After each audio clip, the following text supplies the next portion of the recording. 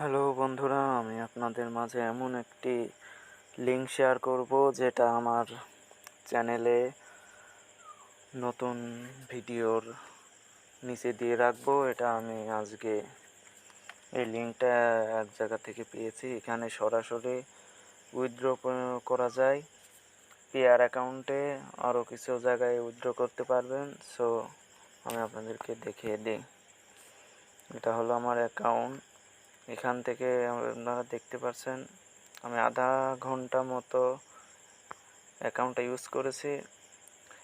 0.119854 income হয়েছে আমার।